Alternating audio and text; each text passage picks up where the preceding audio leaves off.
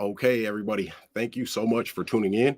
Today, I've got Burton from PropStream here. And if you don't know what PropStream is, let me explain to you um, why you should know what PropStream is. PropStream is the number one real estate investing software on the market right now. All right. And I'll tell you this, as soon as I started using PropStream, it changed the entire way that I went about real estate investing. I mean, my time was so much more efficient. My opportunities had grown exponentially, right? Because we can find off-market properties with PropStream, be it public record. There's MLS information on there, and that's from all over the nation, right? That is not just regionally. So today, I'm here with Burton, who is going to do.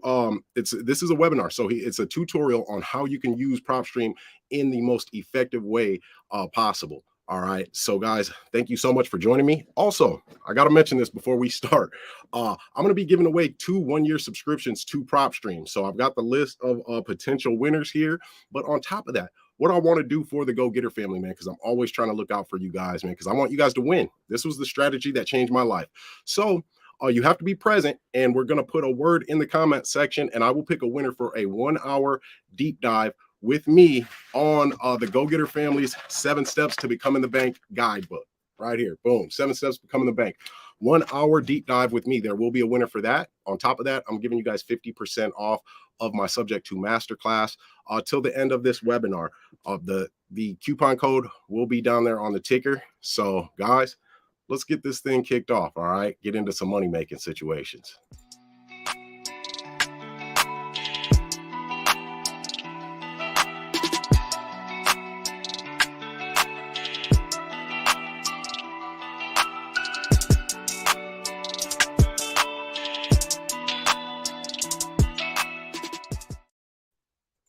Right. I am here with Burton, the man himself from PropStream.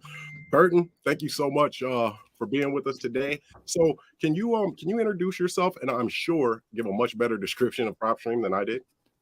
Yeah, absolutely. Well, my name is Burton, first and foremost. I'm located in Southern California. Orange County is where I currently reside. I've been an employee of PropStream. I've been working with PropStream since 2013, so just shy of about a decade now. And I started as a tech support agent, and assisted investors like you with installing. And I always keep this as a reminder: installing our very first version, which was a CD version. You had to make sure you had like the right operating system. Right. You had to make sure you had DSL, right? You remember that? But that was my role back then. And over time, I just started asking a lot of questions, not just with our product development team, but the leaders of our company, as well as investors I spoke to over the phone. And so I decided, you know what? Let me learn more about the product and learn more about our users. And here I am today, right? Fast forward, I'm kind of the tour guide when it comes to PropStream. I understand how investors like yourself and others are utilizing our data. I understand what we're doing with the data and all the development with that data. And my goal is to literally be your tour guide, to translate that information and make it as easy to understand as possible. Yeah. And you know what's crazy is I remember when I first got PropStream, there's that 7-day free trial. And I know that we can get 10,000 leads a month off PropStream. So I told myself, I'm going to get PropStream because I kept hearing about it, right? I've been seeing you on my mentor's channel and on a couple other people's channels. So I get PropStream, man. I'm hearing about it. And I was like, there's got to be an easier way to find these leads than just sifting through public records, right? Looking in my legal section of my newspaper with a magnifying glass because that print's so small. There's got to be a better way. I kept hearing PropStream. I got it. But my thing was this: I was going to do the 7 days and then just print off 10,000 leads because I didn't have that much money. Yeah, I was like, man, I'm working on a budget here. So, but when I got it, it opened up and I mean a whole new world. So, that was a while ago that I was going to just use the 7-day free trial. So, hey, all right. So another thing though with me was it was a little overwhelming. Honestly, I'm not that great with technology, Burton, so when I got in there, I'm seeing all these tabs, I'm seeing all this data, all this information, and almost didn't know what to do. And then I hear about the webinar that you guys do. So I took that and then I watched a couple other influencers on shows that you did, and I send some of those to my students to this day. So I'm kind of happy that I'll be able to send this to my students, so for how we use it, the investing that we do. So can you start off with just telling us a little bit about the features of PropStream, why it's beneficial? Yeah, absolutely. And I think you nailed it in your statement a few moments ago about you having to source that data yourself, either by going to the county physically or looking through the Sunday paper at the very back for that, column of properties. We're doing that on your behalf, right? So we're going out there and collecting that data, not just from the county, but realtors, from lenders, from lien holders. We're going to the courthouse to get you divorces and bankruptcies, et cetera, et cetera. And we're even taking the data and putting them together in ways that you can never imagine to get you things like who's flipping houses in less than 2 years in your market, or who's in the pre-probate category. And this would be someone who's passed away but left a property or two behind.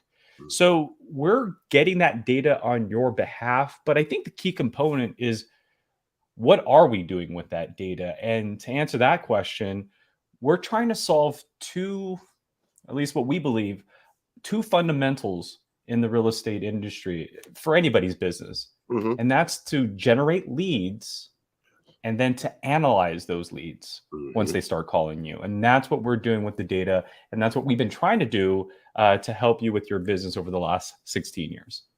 Yeah. And I mean, you guys definitely do that. You guys definitely do that. I was able to, I told a story last night on my IG live that I did to talk about this webinar about how I ended up buying a house in September, and I bought that house. It didn't cost me anything. I pretty much got paid for it. The lady was about 6 days away from sheriff's auction when she called me back finally. So there wasn't anything that really anybody else could do in my city anyway, because they don't know how to use these creative strategies and tactics. So, but what was funny about it was this: she remembered me and she called me back because I had touched base with her 7 months prior to Oh, that moment. wow. I found it on PropStream right when it was, yeah, it was in Lis Pendis, right? So it was pre-foreclosure. It had just been recorded down at our recorder's office, and there it was. It was a week before that it had been recorded. So I was the first one to reach out to her, and she remembered me. And I attribute that. That's one of the many reasons why I kept PropStream for longer than 7 days. So man, I just it makes it a whole different game. Well, My that's awesome. And I'll contribute a little bit of that back to you. And you must have built such a great rapport for her to remember you 7 months later. I mean, I forget things from last week. So, Gene, you must have impacted this homeowner in a very positive way for that to have happened. And that's again, for those watching, that's just another perfect example of, sometimes leads don't happen overnight. Sometimes you have to cultivate them. You have to plant that seed and watch it grow over time. And so, hey, yeah. man, thank you for the kind words. But again, I'm going to push a little bit of that back to you. Yeah, I appreciate it. That's one of the reasons I'm so excited to have you here, because we do business a little bit differently with the Go Getter family and our 7 steps to becoming the bank. My acquisitions company, it's called We Buy Houses and Help People. WeBuyAndHelp.com. That's my website. So yeah, I don't do the We Buy Houses Cash or We Buy Ugly Houses. We actually do want to help these people, right? We want them to be Love better that. off because they met us, and by us bringing that value, we end up getting paid very well for it, and we get a house as a cherry on top. So it's about we're service minded first. So to have you here to speak specifically to how we can most effectively use PropStream, man, it's that's awesome. That's awesome. So let's dive into to what you got. We're gonna do a Q&A too, as Burton and I kind of go back and forth with his presentation on how we can use it as effectively as possible. We're gonna do a Q&A. I'm gonna announce 2 winners to the 1 year subscription of PropStream for free. It's like $1,160 value, guys, and the value is way more than that though if you count these houses that you have the ability to get. My realtor, she'll give me a property, right? She'll tell me about a property. I'll look it up on PropStream. I'll call her back or email her like, yeah, this property has a ton of equity in it. It looks like they got a loan balance of $75,000. They've owned it for about 7 years. It's non-owner occupied. I'm just saying all this stuff. And she's like, where are you getting this? Yeah, she thought I was a wizard, man. I was like, what? I didn't tell her for the longest time what it was.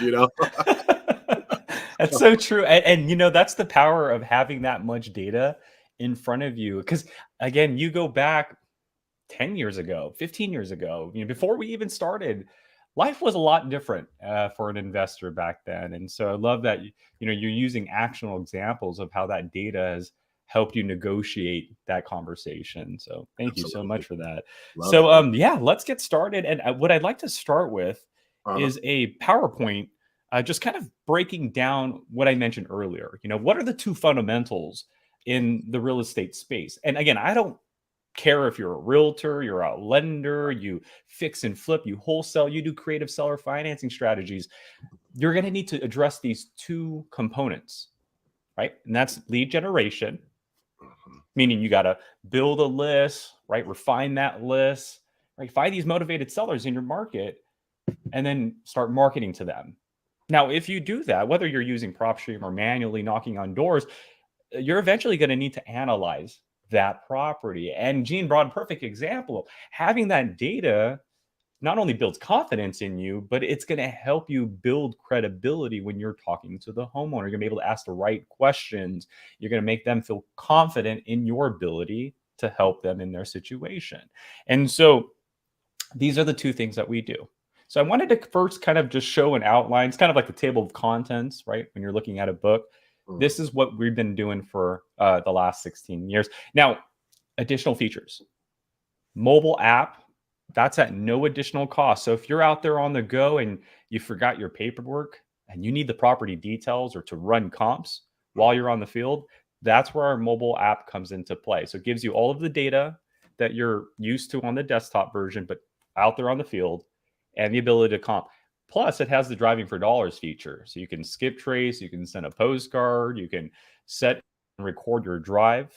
Lots of cool features. And there's, again, no additional cost. It's part of your subscription. Yeah. Team members for those that are growing, and then List Automator. I think this has revolutionized the industry. This allows a user, well, first and foremost, it is extra. So let's throw that out there first. Okay. But this feature allows a user to build a list and then automate it. That's what we call it, List Automator. And Mhm. what I mean by that is that every list that you build has a specific criteria that you want. And what if I told you that PropStream can monitor that list with your criteria? And anytime a new record hits our system with your criteria, we can just add it to your list for you. That's List Automator. It does all the hard work so you don't have to rerun these searches again and again and again just to find the new records. We'll find them and put them in that same list for you. And here's the Oh, kicker. oh, go ahead. Here's the kicker. It not only finds the new records for you, but it also monitors what you've already saved as well. So if I save 100 properties and I automate it, not only are new records going into this list automatically, Mhm. but List Automator will pay attention to those 100 properties. And if any of them, let's say, go on market or they sell or they no longer have the lien that I'm looking for, then that property will actually be removed from my marketing list. Why? Because there's no need for you to call that homeowner or market to that homeowner anymore if they no longer fit your criteria. So, this again might be a little biased because I work for PropStream, but Right. I believe it revolutionizes our industry because it's kind of like that whole set it and forget it, build Yeah. that list or 5 lists and Mhm. then automate it. Okay, I gotta stop you there for 1 second. Man, you said it. Yeah, you're a little biased, right? So we'll take that into consideration. But I want to kind of I want to speak to a situation where that is super helpful, right? So I had these two ladies that were learning how to wholesale, and they had 6 contracts, 6 houses under contract. Well, they ended up having to cancel all 6 of those contracts. And I asked them, well, how much EMD did you lose, right? Earnest money deposit. And so there was that story. But I said, you had to cancel. Were you over offering? They said, well, yeah, that's how it ended up. Well, where were you finding these properties? That was my question next. And they were on Zillow making offers to realtors who had houses listed. So that's nearly impossible. So what you're saying is, with this list automator, we can actually, because I always tell my students and the Go Getter family, is find a motivation, right? And a motivation is pre-foreclosure, vacant house, tired landlord, you name it, right? But we want a motivation so that we can solve a problem. What you're saying is, we can pick that motivation, narrow it down to what we want owned for 5 years, high equity, right? In a certain area. We can pick those things, put it into a list, and then that list just pretty much uses, I don't know, AI to keep it up to date and to add new properties that come on there. Correct. New properties that meet your specific filters. That is Right. absolutely correct. And That's again, the other kicker too is what's saved if hmm any of them no longer meet your criteria. Like you mentioned off market. So hmm let's say 3 of them get listed a week from now and we get that record, we hmm will actually take them out of your list because again, they're listed with an agent. So we believe that would no longer, fit your criteria. So since it no longer fits your criteria, why should we keep it there? And so not only does it save time because it's doing the searching for you and Right. putting the new records in there, it's also saving money because it's Yeah. going to notify you of what's no longer fitting your criteria. And that's almost like having a personal VA doing that virtual assistant. That's doing lead Exactly. generation for you. Yeah, Well, that's we discovered that that was a common thing that investors are going to have to do is they'll build a list today, hmm and there's no real set date on when these records come in. Some come on every Monday, some come in on every Wednesday. Counties are different, and it's the first yes. thing. So a lot of people tend to ask, "Are you guys updating every day?" I could say yes, we update every day because we deal on a nationwide level. But when we break it to a county level or a zip code level, that hmm is not the case, right? Some zip codes might do every 2 weeks, some might do every day. It's all governed on the technology, the population, et hmm cetera, et cetera. hmm So, what makes it difficult is that an investor needs to now log in either every day or every week until they realize what the frequency is and perform the search to get new records. But with this automator, you hmm do that search the first day and then you automate it, and from Right. that point on, we actually will email you notifications on when these new records hit. So you might get an email the next day because 2 new hmm records showed up. You might get hmm an email 4 days later, 5 days hmm later. You might get an email 3 weeks later. Again, it's all dictated based on the frequency of the Right. county and, of course, what your criteria was. Yeah, yeah, yeah. I've been getting those emails. I've been getting those emails. I love it. So we did have a question, right? It's how often Yeah. is your information updated? For example, if a home sold 1 week ago, how long does it take to update on PropStream? So that kind of has to do with that list automator. Do you know that? Yeah, that's a great question. And again, it varies on county per county per county. So hmm when a house sells, we're not live data. We're not the county. We don't tap into their system directly. Okay. And so no one really knows until that paperwork gets to the county and then hmm they record it Yep. and issues it publicly. hmm Now, that may take anywhere between 5 to 7 business days. hmm It may take 2 weeks. It may take a month or even more. Again, it's all based on the county. Right. So there is a way to check. You'd hmm simply go to your market. And what hmm you can do in hmm one of our filters, there's a filter called last sell date. You Uh, can tell PropStream, hey, I'd like to see what's sold in the last 30 days. And then you can catch the date. So maybe it might say the last sell record in this market was on January 22nd. And so now you know, okay, this county is about 3 weeks behind when it mhm. comes to producing their sell records. Right. Yeah, I love it. I love that. Just why I love that is because that is problem solving too, with using your logic, right? The information and the data is there provided by you guys, and then we can narrow it down easily. I love that, man. I love it. Perfect. So this, guys, is the breakdown of essentially what we're doing with our data. We're allowing you to use our data to generate leads, to analyze a property. We have some additional filters. But right now, what we're going to do is we're going to focus on what I believe is the hottest topic right now. And that is, how do we build leads? Because there's a lot of investors right now, or the market may be lacking in motivation. And that's just simply not true. So I'm going to show you guys how you can use PropStream to search any market. And I'm going to show you the 2 different searches that you can perform in PropStream. So let's begin.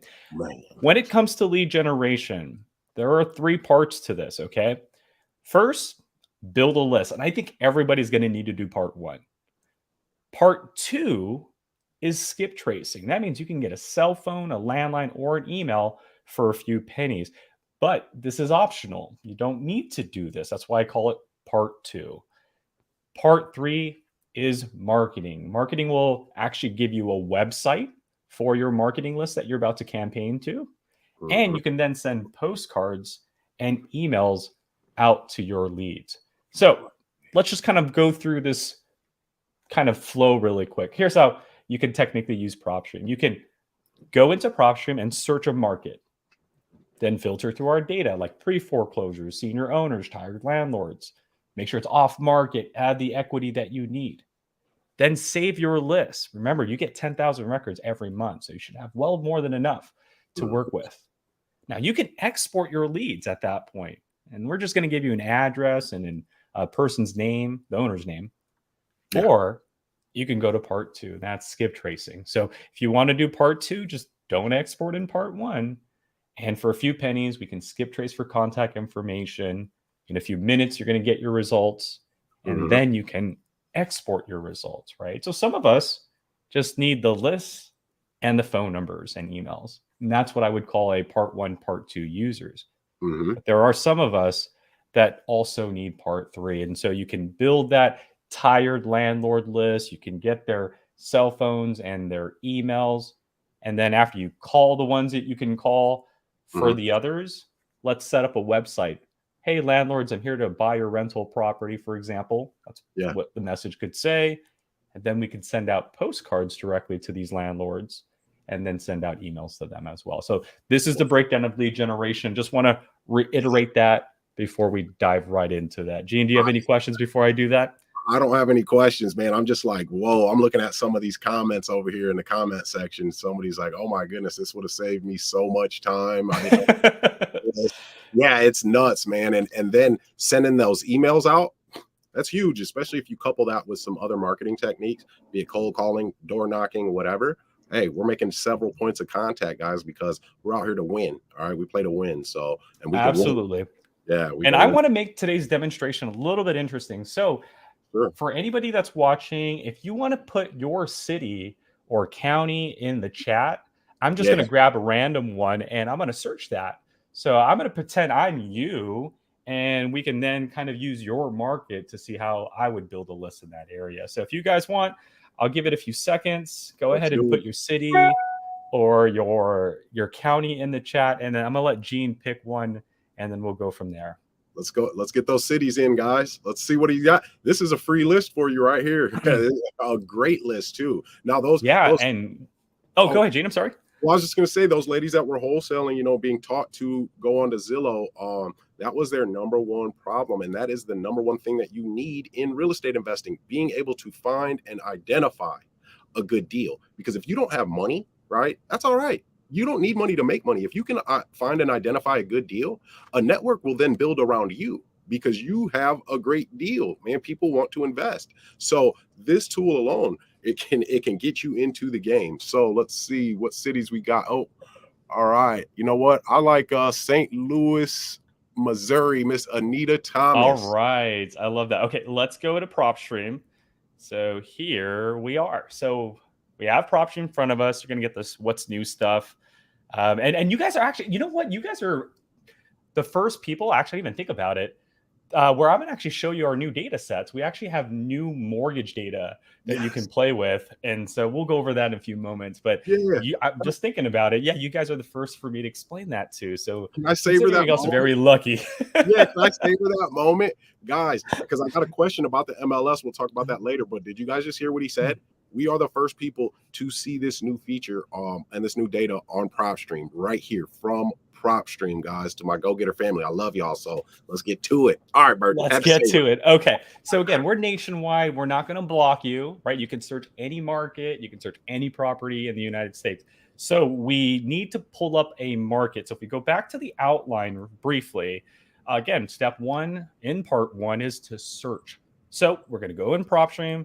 We're going to type St. Louis and it tell us the recommendations, tons of different ones, but we know the one we need. So we're going to go ahead and choose that one.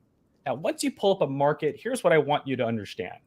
On the right-hand side is going to be, oh, pardon me, on the right-hand side is going to be your results. So think of like virtual reality metaverse, right? So you're like walking into the counties or in our server virtually.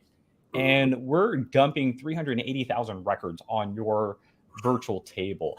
Now, I don't expect anybody, really, I don't expect anybody to go through these properties one at a time. But if you want, don't let me stop you. However, there are 50 per page, and we're on page one of 7,610. It's going Jeez. to be very time consuming. Okay. Mhm. So, to help you out a little bit, here are some things that you can do. You can use pick view, list view, and I like list view because you start seeing these headers. And so Mhm. you can maybe click on bedrooms and organize bedrooms. But if you're going to do that, you might as well go all out and use what I call the spreadsheet view. And it's this little tab right here. Uh-huh. And it gives you this big spreadsheet view, Oh my God. I right? mean, And here's why I like it. You can catch trends. Like I can go to St. Louis, let's do this all over again. And instead of looking at all of the records, I want to look at just the cash buyers because I've been taught follow the money, right? So ooh, I look at the 62,000 cash buyers, but what I can do with this spreadsheet view right over here is I can break it down by zip code. So wow. now I know which zip code has the most cash transaction. Maybe that's where we need to concentrate pulling our leads from. So Mhm. just showing you how you can manipulate our results on the right side, but just manipulating the results could potentially be very powerful. So I know it's trivial. Some of you guys are like, man, he's showing us how to look at results, but Dude, some of us that's may not have known that. So I wanted to throw yeah. that out. But let me that's not trivial though, Burton, because of this, right? You did the trend you just pulled up, cash buyers. Then you pulled it up by zip code, right? There's a lot of cash buys in this neighborhood, which means if you are a wholesaler, you can target this neighborhood, get a property for under market value, and guess what? You've got your list of cash buyers right there. And we know this neighborhood is hot for cash buyers to spend their money. Guys, a cash buy is so much easier to close because you're not going through the underwriting process when a person has a mortgage. That was not trivial. I'm the type of person where the smallest things to me, man, are earth shattering. The smallest details, because that's what's going to get you the money. Absolutely. I agree. And that's why I want to show this stuff because, it takes a while to understand how, like, you can literally manipulate this data to figure out a story, right? It's again, that's why I said I'm like your tour guide because if we Mhm. all go to Egypt right now, we're not going to understand the hieroglyphics on the wall. That's why we get a tour guide so we can understand the rich story, right, from thousands of years ago. And this is to me what data does. Data can tell you a story. I don't have to live in St. Louis to know where the money is flowing in this market. I can let PropStream do that using cash transactions and that zip code column. So that's the first thing I wanted to show is Mhm. how your results are populated, and feel free to choose any category here at the top and isolate just that category on the right side. Now, before we get into filtering, there is one more tool Mhm. a lot of people don't even know that we have, and that is the analytics, aka our heat map.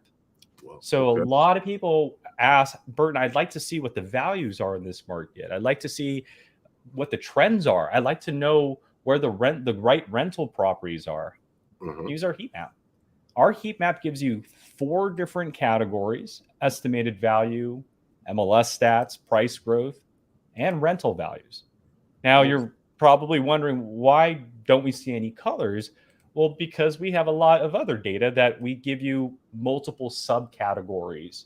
So Mhm. it's not just estimated value, it could be estimated value per bedroom, for example. When you Right. select a subcategory, then you get to see that information. And the legend will Mhm. vary depending on the category. So this is estimated value per bedroom. If I just wanted to see estimated value, boom, right? Maybe you have a cash buyer that's like, hey, stay away from those $1 million houses. Mhm. Well, now you know red is not your area in this case, right? Wow. I love MLS stats, it. Mhm. price growth. This is my favorite. I'm not in St. Louis, but if you were to task me to find a deal, a good Uh, one, I'm going to find one that's probably in an area that has had positive growth in the last year. And we can see areas of red or little dark oranges in red where there's been substantial growth over the yeah. last year. There's little pockets there too. Yep. I love that. Exactly. Mhm. And finally, rental value. You might have a buyer that's like, I'm looking to do a long term investment with this property, but I need a property that's going to rent between a Mhm. thousand to 1,500.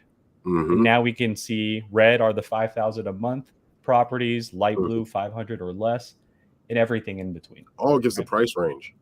Mm-hmm. Oh That's my goodness. correct. Yeah, can I so let me stop you there for 1 second. Burton, sorry. So hey guys, this is Burton from PropStream. My name's Gene Boykin. I'm the founder of the Go Getter family.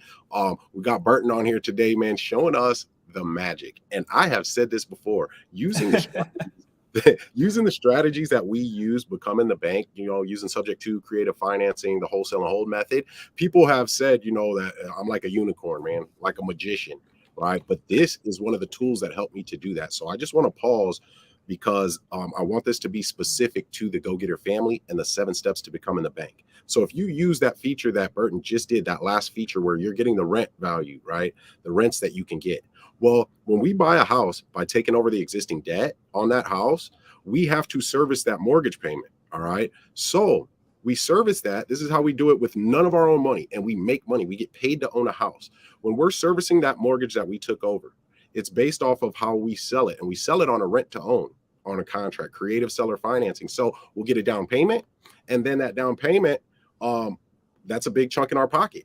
And then our monthly cash flow is based off of that market rent.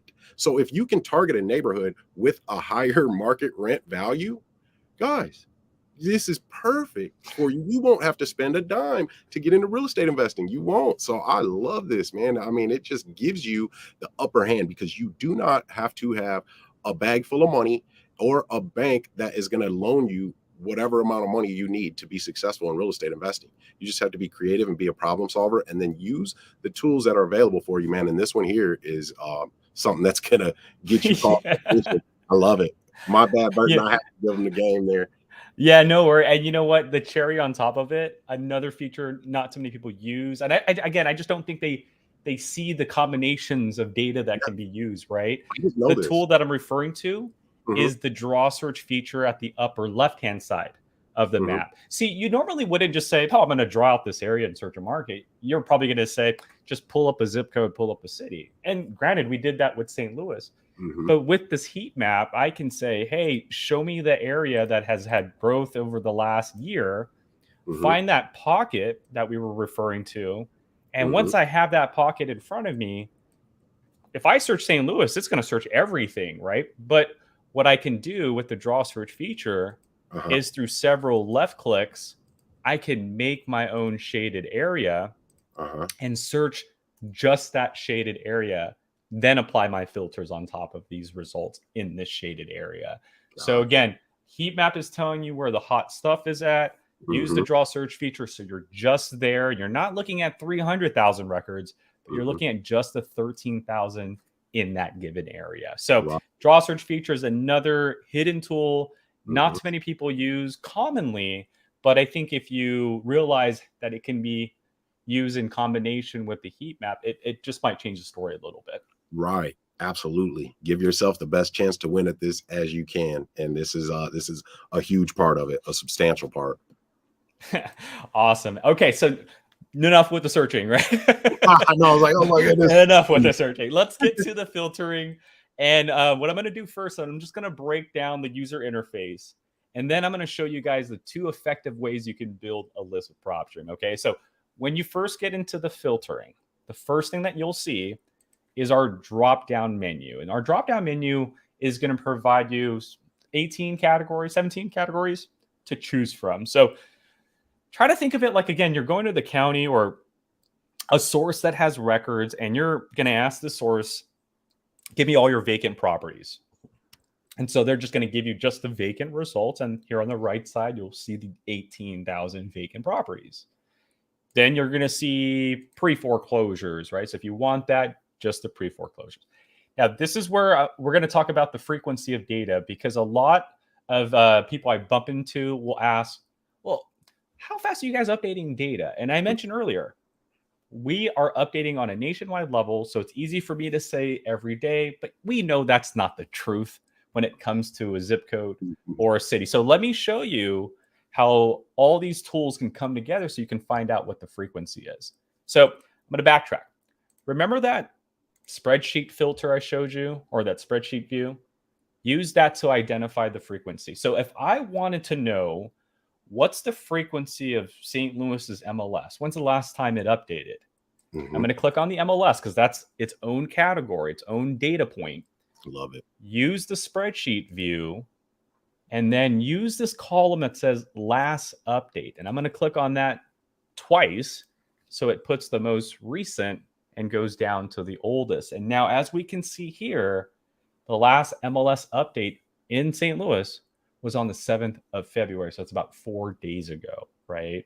But the reason why I'm showing you this is because what happens in St. Louis does not happen in Richmond, Virginia. So when I go to Richmond, Virginia and do the same thing, you're going to see that Richmond, Virginia's MLS, because that's a whole different database out in Richmond, Virginia, their MLS is actually updated a day later, right? So they're only 3 days behind, whereas St. Louis is 4 days behind. And this is going to be across the board. No two data sets are the same, right? So if I do the same thing with pre-foreclosure, and I want to know when's the last time PropStream updated the pre-foreclosure in St. Louis, again, I'm going to use that last update column. And then it's going to let me know the last pre-foreclosure update was on the 3rd of February, which is 8 days ago. So no two data sets are going to update at the same time. But if you wanted to know what the last update was, use that spreadsheet view and that last update column. Okay. So if you're wondering, hey, when's the last time my market was updated? Take that approach and you should figure out what that answer is. And once you do, right, once you realize, hey, the MLS is updating every 3 days. It was updated on the 8th. It was updated on the 5th. It was updated on the 2nd. Well, maybe you should come in every 3 days to pull your MLS list, right? And so as you understand that frequency, you'll be able to understand when to log in and do the work, or List Automator, right? We talked about this. So List Automator does that for you. You don't have to come in every 3 days. You just build that list, automate it, and anytime a record comes in, whether it's 3 days from now, a week from now, we do it for you and email you. So just wanted to loop that back around. Okay. So that's super dope, man. We had that. That was one of the questions. So I love how you answer it within your presentation. Dope. I wanted to make sure. Yeah, again, I'm going to be as transparent. I mean, I know companies out there say, oh, we update every day. And we know that's not true. But if we took them to court, I mean, technically, they're not lying. They're dealing on a nationwide scale.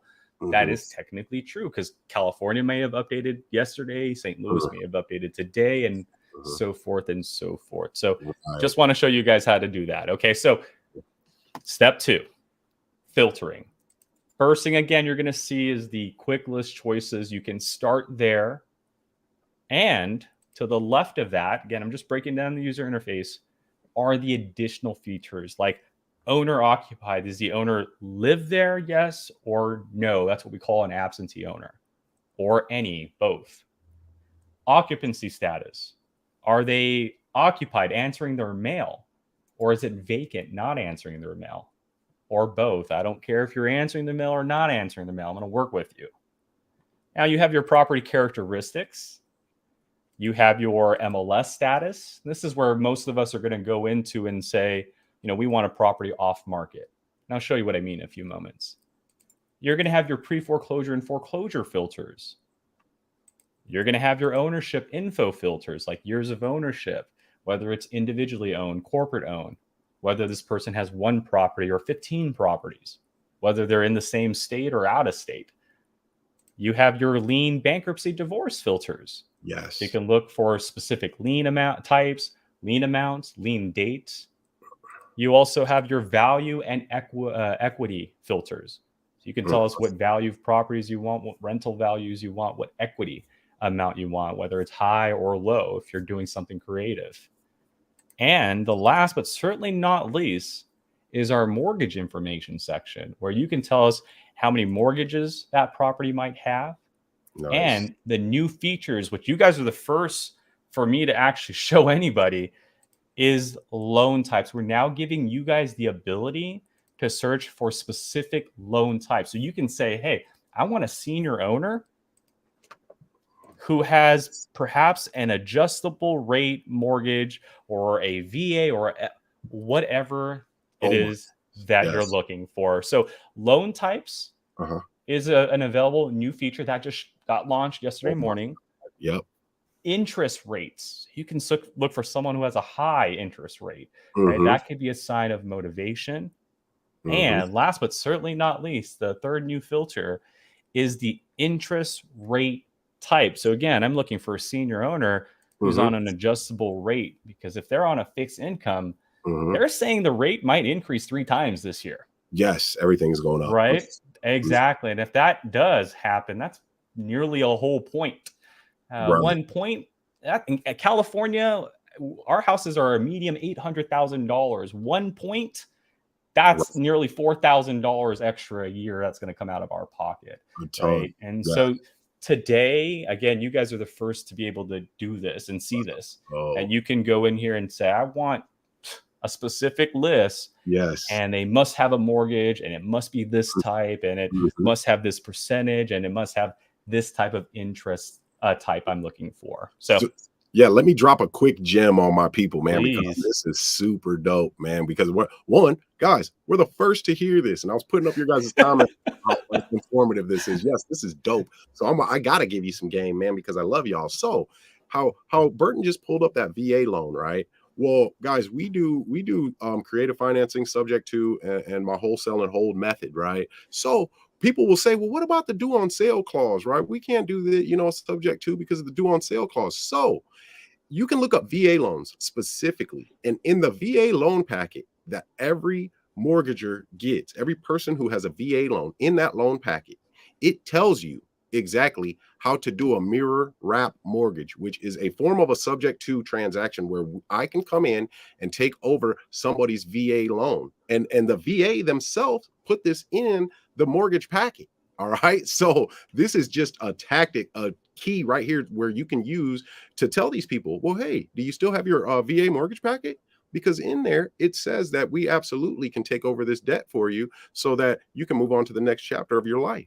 They're telling us we can do it, guys. And now, yeah, now you've got the tool that's going to tell you this person has a VA loan when you contact them. They don't even know you know this. Man, yeah, hey, this Yo, that was a big gem. I didn't even know that, so I learned something today. hey, we're a VA, good see, team, I'm man. We're writing this good down. to it. That's amazing. And here's the final update when it comes to the mortgage feature. We did embed this information, and we'll get to the details a little bit more, but I might as well just show you now. But Mhm. not only do you have the ability to search loan type and the interest rate percentage, as well as the interest rate type, but we've also updated the details page of a property. So if I did click on this property here, Mhm. when I go to the mortgage and transaction section Okay. of the property, again, we'll get over this in a few moments. We'll get to this. But here, the mortgage and transaction history section, Yeah. it's also going to show you that information. So the Okay. VA in this case. So Okay. Oh, that's dope. All right. you'll I know the lender name too. So you'll be able to talk with confidence about that, what their potential monthly payments are.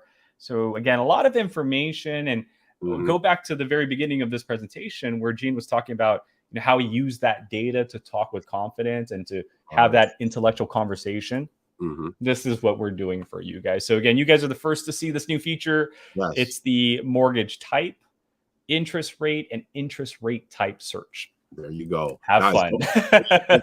sure, man. I'm about to nerd out on that, right, man. Guys, I don't love forget, if we're that. bringing you some value, consider hitting that like button. For those of you that are watching and are Go Getter family members, hit that like button and subscribe, man. We're always bringing you the game at the Go Getter family. So we appreciate you too, Burton, man. I'm going to say that a few times during this video. Absolutely. Again, I'm here to help you guys. Again, it took me a while to understand PropStream. I work for them. So that if I can lessen that learning curve, I'm Mhm. here for you guys. Okay. Please. But now that I've showed you the user interface, right? So you know how to search, you know the tools while you're searching, you Mhm. know how to get to the filters, you see our drop down menu, you see our additional features. Let me now explain the two types of searches that you can do. Okay. The first type is what I call the traditional method. And you're probably wondering, what the heck does he mean? Well, let me explain. The traditional method is what investors have been doing since day one. And this is how it goes. Okay. So once you pull up a market, St. Louis is where we're at right now. Mhm. We're going to want to pick a list. right? So let's strip away PropStream. Let's strip away all the technology. This is what you need to do, right? You need to go to a source, usually the county, and grab a list from them. So you can do that in PropStream. We can go to St. Louis and then choose a list. So it can be pre-foreclosures, it can be liens, it could be the senior owners, it could be tax delinquent properties, the ones that didn't pay their taxes on time. Now, once you pick a list, there are some best practices you still need to worry about, right? And so the second best practice is off market. We hear this time and time. I need off market leads. I need off market leads. And so the next best practice that you want to do is make sure that your results are off market. And you can do that by going to our MLS status. I brought this up earlier, but in this area, on market, think of that as a question. Do you want it on market? Yes. No. We want it off market. So make sure you put no here. So step one, pick a list. Step two, make sure it's off market. Step three, your equity. Right now, I'm going to say this hesitantly. Okay. As you get better at real estate, as you learn more, like Gene's a Swiss Army knife when it comes to real estate strategies. Like he can just do quite a bit. And that's what I mean. The more you know, you can probably dismiss part three. But let's say I'm just a fix and flipper for now. Let's say I'm a wholesaler for now. Then you're going to need equity. Absolutely. And in that case, valuation and equity info is the third step. And so you're going to go here, and the best friend is estimated equity percentage. What you're going to want to do is maybe put a minimum, like 30% or more. So that way there's equity in it. But again, once you take Gene's courses and you jump into his mastermind and you learn from this genius, then he's going to be able to show you how you can deal with these types of properties, the properties that have no equity at all, what we call the negative equity properties. So if you want negative equity, you put 0 for max, and now you can see those negative equity properties. Right. Again, we don't know what you need, but we want to caretake to everybody. But for, I would say, 2/3 of the real estate strategies out there, it does require equity. But again, the more you know, you don't have to apply that. So that's huge, though, that we can see how would if I'm just sitting at home, right, kick back, twinkling my toes, watching Oprah, eating some popcorn. I would not expect that the person who cold calls me, that's a wholesaler or whatever, knows how much equity I have in my house, right? So that gives you a leg up when you're talking to this person, whether it's negative equity or they have a ton of equity, and maybe it's a vacant property that we're discussing while I'm watching Oprah. I don't want that property anymore. So now how you can negotiate that and what you stand to leverage in this conversation, in this problem that you're going to solve for this person. Man, it is glorious. I love it. Awesome. And so that's the third best practice. Again, over time, I've discovered this is what people are doing, whether they're using our system or the next or doing it physically. Now, the fourth and final best practice, this is going to boil down to you. Everybody's different. Some of us are going to want a duplex or a mobile home or a single family. Right. And that's why part 4 is property and owner characteristics, because we're all different. So what I mean by that is that when you're done with picking a list, making sure it's off market, any equity you need to apply your strategy, the fourth one is going to be your property characteristics, right? So here you can choose a class. You could say, hey, I want those commercial buildings that didn't pay their taxes on time, or I want that office space. Now, I know most of us here are in the residential, so your search would probably look like this. You're going to click residential, but you still need to understand that residential is a pretty big umbrella. And if you go to property type, this is where you'll discover how big that umbrella is. You can choose apartments, duplexes, mobile homes. So for this one, single family. Finally, other filters that you guys are already familiar with: bedrooms, bathrooms, building size, year built. Now, some of the best practices I've seen, and this is pretty self-explanatory. Maybe you're not flipping a mansion, so maybe you don't want anything 4 bedrooms or more, so you can put like 4 for max. Or maybe you don't want something built too recently, so you're looking for properties built 2010 or earlier, so you can put 2010 in the max. right? So lots of property characteristics, but this is the first part to part 4. The last part to part 4. And Gene, before I go there, do you want to add any to that? Yeah, I just wanted to ask you real quick. So where you put that 4 bedrooms at, right? Could we do just 2 and then 4? A minimum Yes, of 2 and a maximum of absolutely. 4? 2 to That's 4 right dope. there. Awesome. So you could, yeah, if you know people want 3 bedrooms, 2 bathrooms, you can do 3 to 4 bedrooms and then a 2-bathroom minimum, and you're getting those properties. You're getting the data on those properties. This is amazing, man. I love it. You Yeah, gotta and love again, your job, man. You gotta love your job, man, because you make people like me happy, and to make somebody happy well, and get paid again, I for it. mean, I could only imagine what it was like when you had 300,000 records and you couldn't just click, click, click and get 1,500 records like in 2-3 minutes. Like, Right. God, Yeah.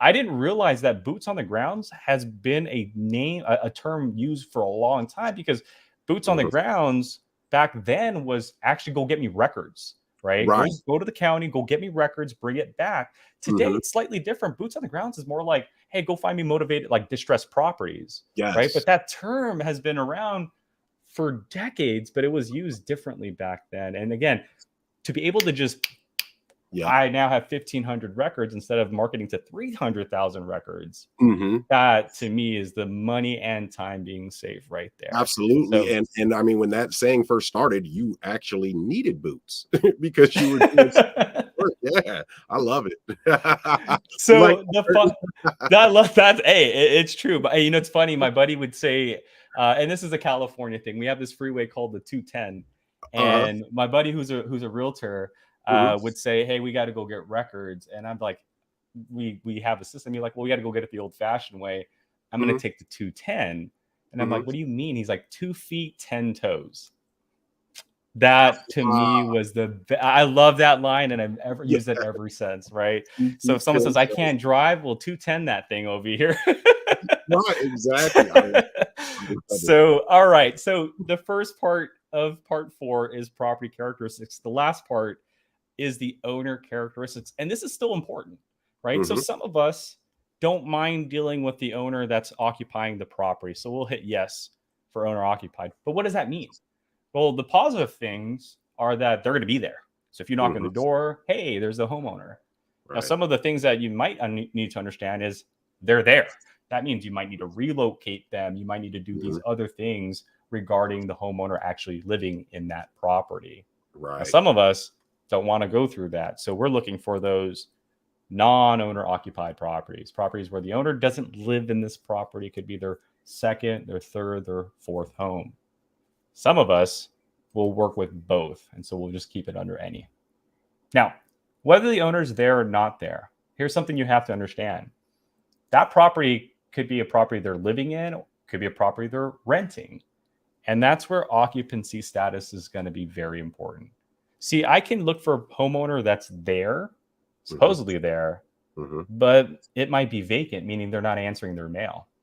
So the county says, hey, they're supposed to be here, but the post office says, hey, these 59 properties are not answering their mail. Mhm. So maybe sending a postcard doesn't work out for these properties, right? So Right. if I wanted to knock on a door and actually have someone answering the property, then I'd look for owner occupied Mhm. and occupied, right? So again, Right. data can change the story dramatically. And Mhm. this is just for owner occupied. Man, Non owner occupied, Mhm. again, this could be a rental property, vacation home.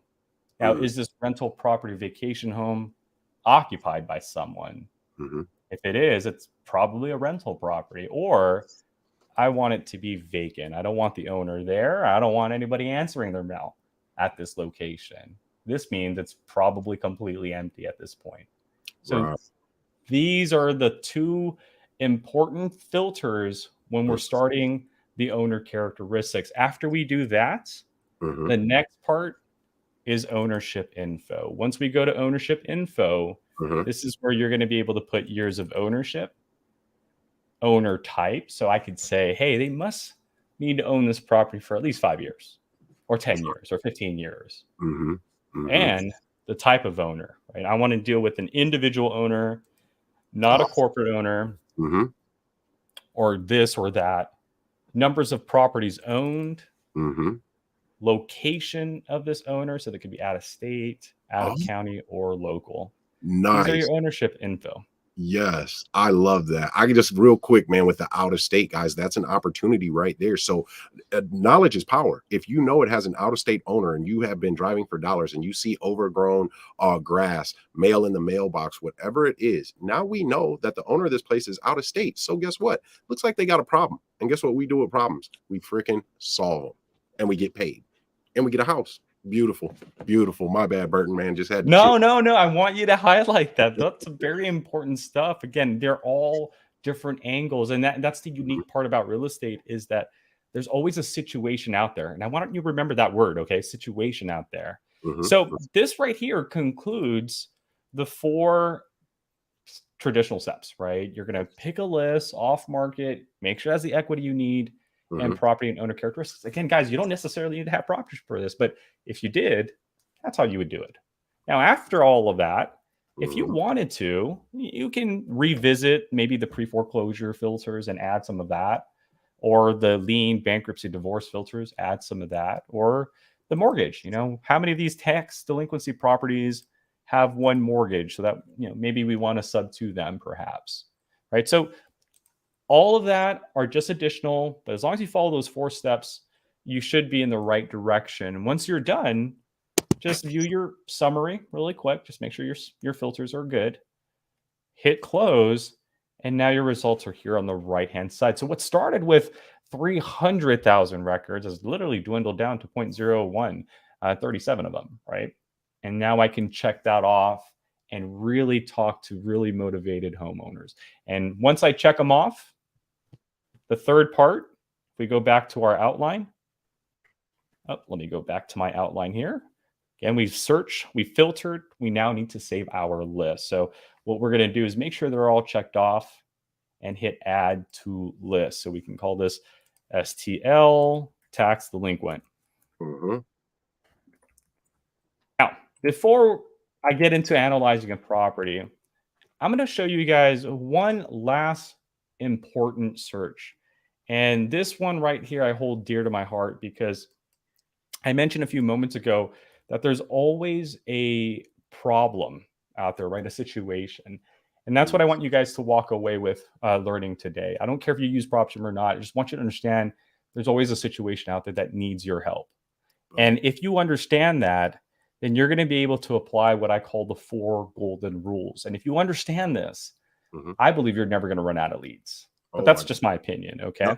well, that's our opinion because guys, as I always say, we don't buy houses, we buy problems. And if we can solve it, we're getting paid and we're getting a house. So, man, yeah, you're the man. You're the man, Burton.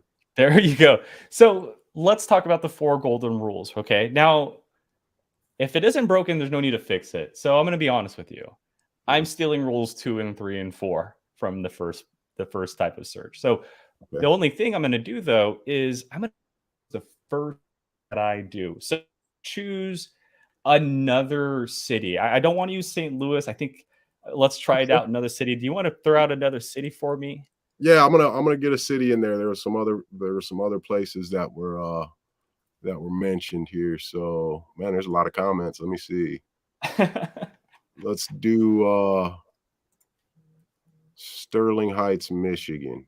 Sterling Heights. All right. So we're in Sterling Heights, Michigan. Boom. We have our 45,000 records. Everything's categorized for us, right? But this is a perfect example. So let's say I'm in Sterling Heights and I've already pulled the pre foreclosures. I've pulled the auctions. I've pulled the liens. I've pulled the vacant properties. Remember, we give you 10,000 records, right? Mhm, So let's say use 2,000 of them already, and you've pulled all of these very, what you would call motivated sellers. Does mhm, that mean you're done? No, it doesn't mean you're done. So here's where the four golden rules comes into play. When you go into a market, focus on the three important things. Make sure it's off market, make sure it has the equity you need to perform your strategy, and mhm, then put that property and owner characteristic that you want first. Then we'll worry about the situation after. Okay. So what I would do is I would go into the filter, and before choosing any lists, I'm going to make sure it's off market. mhm, Then I'm going to apply my character or my equity. So equity amount will be, let's say, 35%, 40%, 50%, your choice there. mhm. And after that, the property and owner characteristics. So property characteristics, we'll do residential, single family. We'll do the 2 to 4. Again, bathrooms 2 minimum, maybe built before 2000. Just put some age on there. And then as for the ownership, again, owner occupied or not, we'll just keep it under any. And ownership info, let's do individual. Mm-hmm. All right. And now the last thing that we need to do, because we have the 3 things now. We've made sure out of the 4,000 properties that we got initially that everything's off market, everything has the equity we need, and it has the property and characteristics that we want. And so that yielded us 5,500 properties as of right now, right? But the 4th and final rule, this is the most important part. What is the situation? Like, why would they want to sell you their house? Man. And if you can understand a situation that they might be going through, it might just pull in your favor. So I'm going to actually start giving you guys some ideas, and feel free to write it down. So here's a situation I'd like to call the regret list.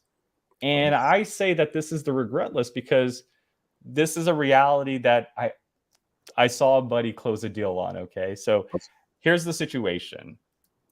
I'm going to be looking for individuals that bought a property in 2019 from January 1st to December of 2019. Now, why would I do that? Why would I specifically look for people that bought a house in the year of 2019? Why would I call it the regret list? Let's talk about that for a second, okay? So again, I'm not choosing a list. I'm just saying, hey, look for homeowners that bought a house in 2019. And the reason why I'm looking for them is because I'm sure none of these homeowners knew that there was going to be a pandemic a year later, right? Now, would they have not bought a property if they knew that, right? And some of these homeowners that bought a property may have lost their job a year later, right? May have not now gone into forbearance a year later. Let's make it even a little bit stressful of a situation. Not only did you buy a house a year before the pandemic, but sub 2 people, you have a mortgage on that property as well. So you bought a house a year before the pandemic, you have a mortgage on it. You're either paying that mortgage or you're barely hanging on. That's a situation. And this is not a list you can go find anywhere, but this is something that you can build because we have the filters for it. So I could say, hey, look, I'm looking for someone who bought a house a year before the pandemic and they have a mortgage. I'd like to talk to them to see how things are going. And this right here, again, can be created as long as you're following the 4 golden rules, right? So make sure it's off market, has that equity you need, property characteristics, the situation today, a year before the pandemic with the mortgage. Man, that I got a colleague that does very well in this business, and he says, he has a saying, the riches are in the niches, right? The riches are in the niches. So Burton just showed you how to get super specific on a niche, man, on a niche where, man, they bought it before the pandemic, right? It could have been an investment property, Lord knows what, or they just bought it. They're first-time home buyers, man, lost their job, whatever, right? But we know that there is a situation to solve this problem. So that just narrows it down and it gives us the best chance to win. Absolutely. And I see a question there is like, what about low equity? And that's a great bring up. Like if you wanted ones that, I mean, some of these homeowners just bought the property, they're probably not going to want to just sell it outright, but they might want that long-term cash flow. So, okay, let's look for the ones that have maybe 0 to 15% in equity in the last 2 years, then 3 years in this case, right? So it doesn't necessarily have to be high equity. The situation is that you bought a house a year before the pandemic with a mortgage, whether it's high or low equity. Again, that's going to be dictated depending on the strategy that you're implementing. But the point being is we created a situation rather than just, what I call the tunnel vision, which is the list, because everybody's doing that. And if everybody's doing that, that's where saturation comes in. That's where, hey, I'm the last one to get to this lead. But trust me, there are, in this case, dozens of people that are not on a list. Let me just prove my point here. How many Mhm. of these 40 homeowners that bought a Mhm. house a year before the pandemic with no equity or a little bit of equity, how many of them are on a lien list? Right. Right? None of them. None. So if Right. you're looking for liens, you're never going to find these homeowners, right? Because they're paying their bills, well, at least right now, Mhm. right? And so you can get to them before they do show up on a lien list, right? Because the Right. situation is bought a house a year before the pandemic and you might be hanging on by a thread. By a thread, man. Hey, man, Burton, do you invest in real estate? Because you'd be good at this. I don't. I get that a lot. I'm just a kind of like a data nerd, really. But That's I might just, but I'll make sure I don't do it in your market, guys, because you're probably like, don't do it in my market, Burton. we want you on the team, man. We want you on the team. So I'm just gonna mention something real quick with what you said because okay, it was do low equity, right? On that list. Well, the thing is whether it's low equity or high equity, we can do low equity. I love low equity, but I've shown this this postcard a few times because it's general. This was sent to one of my investment properties with the person trying to buy it, and they're just speaking to every person, like Burton said, the oversaturation. So now you're just counting on lightning to strike, on hitting the lotto. This is why 95% of real estate investors fail, guys. Fail because they're playing the lotto. I mean, if I had the same chance of success at being a real estate investor or hitting the lotto, I mean, I'm going to go play the lotto, right? Because I don't have to work, but I'll probably never hit the lotto. I mean, I won't. So Burton has just given you the keys to allowing you to speak to someone specifically. Specifically, you can you can do marketing letters to this specific list of just saying, the pandemic hit us all hard. We all had plans before we knew this pandemic was coming. We had plans for our future. We made investments and now we don't know how this is going to affect us. And it has made what we thought was going to be a beautiful picture, beautiful future turn into an extraordinarily hard now.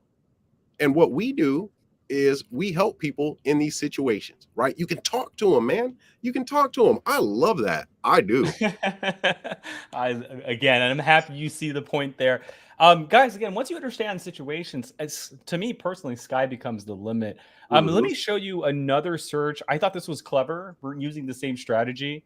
Hmm. Um, this was a realtor slash investor that used it out in North Carolina.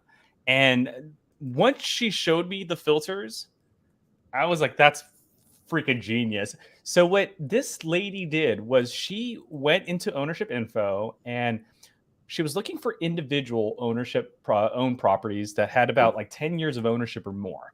Hmm. And these properties were owner occupied. So the owners were there and they were answering their mail just in case she wanted to go knock and speak to them face to face. But here's the situation. She didn't choose a list, right? She used the characteristics of the property as a situation. And what the characteristics were was something that was 3 or 4 bedrooms Hmm. or 4 bedroom, 3 or more, Hmm. with 1 bathroom or less. And let me remove the estimated equity here. There we go. So this is what she was looking for. I'm looking for people that had to share 1 bathroom for 10 years or more now. Okay. These are properties Hmm. that realtors see walk in every single day in their office. Hmm. Again, these are families that walk into an office and say, "Hey, I need to upgrade." Now let's ask ourselves that why, right? Hmm. They've owned the property for 10 years or more. Hmm. It's a 3 bedroom, 1 bathroom property. Why would someone buy a 3 bedroom property in the first place? Because they have a family, Yep. right? Hmm. Mom and dad in one room, brother, sister in the other 2 rooms. But why 1 bathroom? Well, if I would take a guess, Hmm. when you bought it 10 years ago, your kids were probably Yes. 2, 3 years old. There is Hmm. no need for a second bathroom. But 10 years have gone by now. Hmm. Those kids are not kids, they're teenagers now. Right. These are the homeowners, again, that walk into the realtor's office and say, "Hey, we need to upgrade and we need to Mhm. go find a 4 bedroom, 2 bathroom," right? Because Right. they want not only a second bathroom, but they want that office space now, right? Yeah. Uh, and she was making a killing out of this. And her buyers would uh-huh. flock to her Yeah. so fast because you got to imagine, what do you think a buyer sees when they see that type of characteristic? When that buyer sees a 3-1 with 1,300 square footage, what do you think a buyer's thinking right away? With a three, Second bathroom. yeah, absolutely. That's what's going to help it sell. Exactly. And so this was a perfect situation. She called this the I need to upgrade list.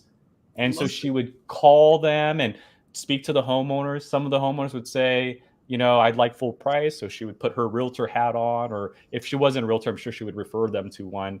But some of them, the houses would be so torn apart that she would be able to just make a cash offer. She'd be like, hey, I could cash you out. You could use this Mhm. down payment and get in the house that you're looking to get. Oh, I Yes. never knew that, right? I thought you had to sell through a realtor. Some of Hmm. these homeowners don't know you can buy things privately, right? So it's crazy world we live in, but this again is another example of the four golden rules, using situations Hmm. instead of a list. And today's situation was sharing a bathroom for over 10 years now.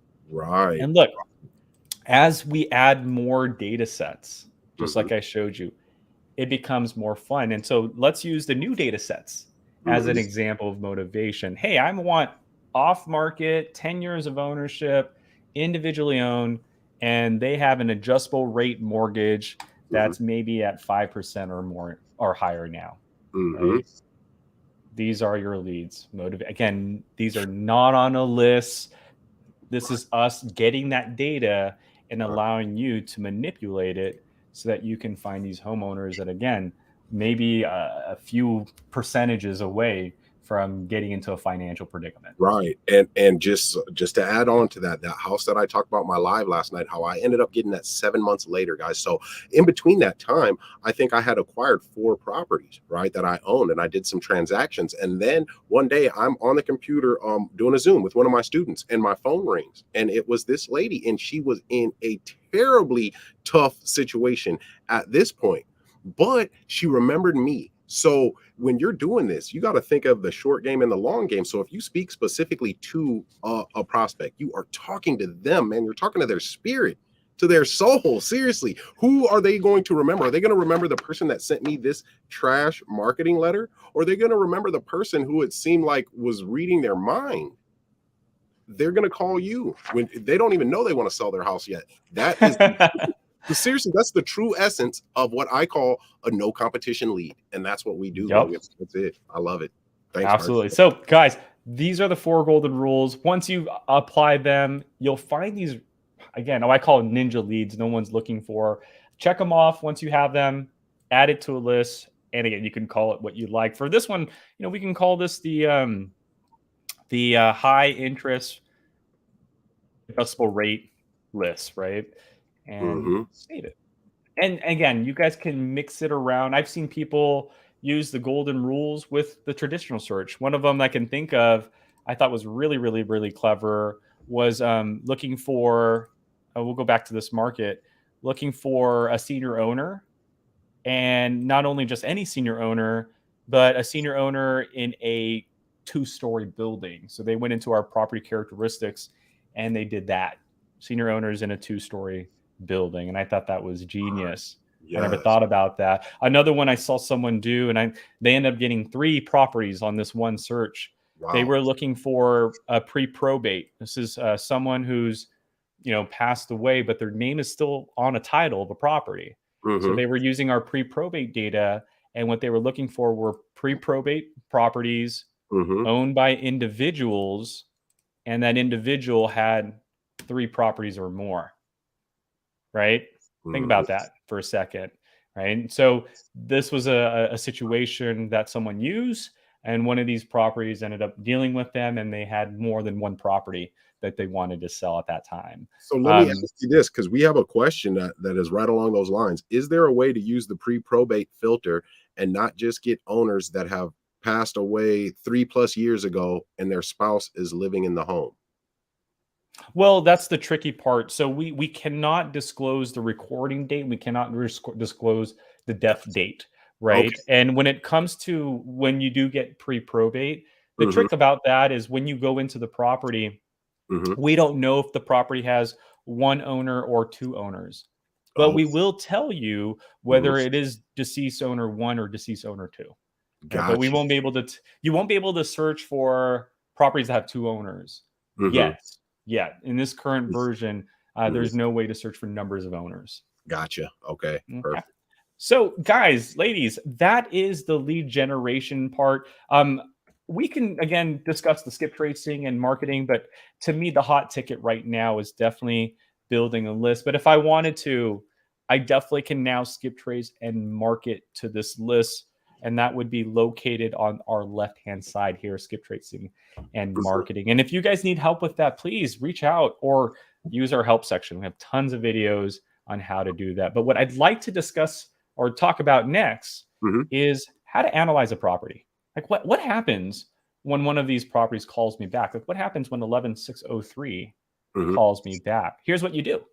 You're going to go to our search bar. So let's say you're watching TV, your phone rings. You're going to type in that address. Hey, Mr. or Mrs. Homeowner, can I get the address of your property? Type in the address of the property and then click on that property. And then we're going to pull up that information for you. Now, the difference between pulling up an individual property Mhm. and searching a market is that we just pull up the individual property. So when you're searching an address, just the address on the right side. Now, we will show you the neighbors. That's what these red dots are. You can click on MLS and see the MLS around it, pre-foreclosures, foreclosures, etc. Mhm. Now, we also will take that zip code and give you the local listings. And to me personally, I think the most important one probably, if Mhm. for those wholesaling that are Mhm. watching, the cash buyers. Are there enough cash buyers in this market for me to confidently work with this potential homeowner? Mhm. Right? Unless you're the buyer, then you don't even need to know that. For those that are the buyers or are going to be working with this property hands on, you have the statistics down here. Mhm. This will tell you whether there's been positive or negative rent changes. Oh, I So you love know that. which strategy to apply. Uh-huh. And to me, another thing that's important here on the right side, we Mhm. use our MLS data. We look at the 2 bedrooms, the 3 bedrooms, the 4 bedrooms that sold, but most importantly, we look at the days on market. So for like a 3 bedroom in this zip code, Mhm. they usually go in about 77 days on average, right? Wow. So if you're the fix and flipper or you're talking to a fix and flipper who wants to buy the property, and Mhm. they say, "Well, how fast is this going to sell, do you think?" I can Mhm. say, records or the data shows that about 3 months or so is how Mhm. fast this is going to sell. So, Right. lots of data again to talk intelligently and with confidence. But this is just the beginning of it, right? When you pull up a Awesome. property, we're just showing you this stuff so that you can briefly qualify it. If the conversation is worthwhile, Mhm. go into the details. This right here is the key component, and this is what Gene brought up a few moments earlier Mhm. about how you talked with the owner with confidence.